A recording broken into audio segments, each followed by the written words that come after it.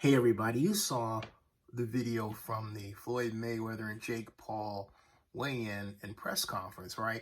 And the melee that started because Logan Paul, Jake Paul's brother and fellow YouTube star, announced on TikTok he was going to take Floyd Mayweather's hat and then proceeded to do just that.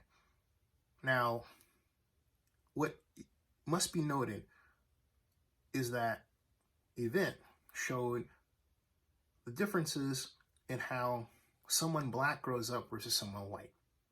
And it also gives a picture into what is meant today by white permission. Some call it white privilege. First of all, Floyd Mayweather encapsulated right off talking about how one should not disrespect a black man and being black. And Jake Paul said, what has race got to do with it? That is a constant refrain, a constant question from someone who is white, who does not have true black friends and understands black culture in America and black history. You hear that all the time.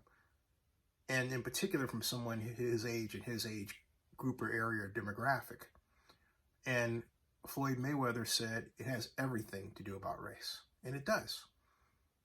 Just the idea that Logan Paul thinks he can or should or want to take Floyd Mayweather's hat. That's a way of saying he's going to take his dignity. He's going to openly disrespect him. Now, in past weigh-ins and press conferences, you never saw Floyd Mayweather do anything like that.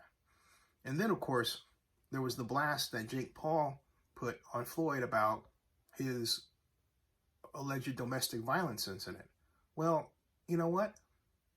Obviously, Floyd Mayweather is older and is a grandfather, because if he were of age to consistently absorb internet information on his opponent, he would know that Jake Paul has something like 11 allegations and violations that have been ran against him over his years as a YouTube star. I mean, remember the time that he was accused of emotional abuse to his girlfriend, Alyssa?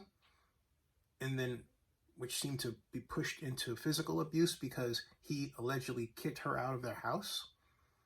Or how about the time the FBI visited his home? Shall I go on? Or how about the accusations, I believe it was underage sex? Something like that? I mean, in his quest to be a YouTube star, Jake Paul has taken a lot of really questionable, stupid risks that involve law enforcement.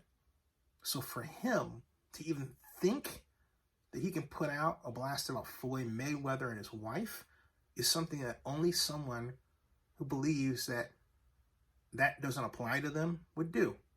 And that is an example of white privilege. In other words, the bad behavior that Jake Paul tried to make fun of Floyd Mayweather for, allegedly doing is really things that he's done. Just ask the FBI or anybody else, and just look online. Yet it didn't stop him.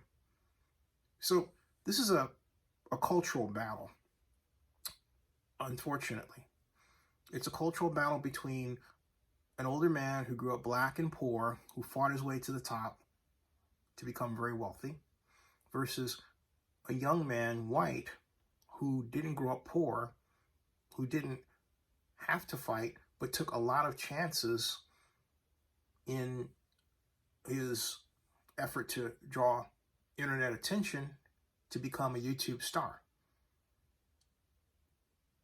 And along the way, get into trouble after trouble, sometimes on an international level, and yet never been punished for it on a scale that he would have been if he were black. So that's what's opened up before us. And June 6th, we'll find out how all this plays out in the ring. It doesn't mean that Floyd Mayweather will win. I think Floyd Mayweather would win for other reasons. But what I hope comes of this, particularly for Jake Paul and Logan Paul, is a better understanding what black folks are about. Because it's something that I think those two young men really need to get. They could do a lot of people a lot of good. Subscribe to Zenny62 and bookmark oaklandnewsnow.com. I have to add this. There is a part of me as a YouTuber, I just have to straight out say that I am proud of what Jake Paul and Logan Paul have done in terms of advancing what we do as YouTube creators.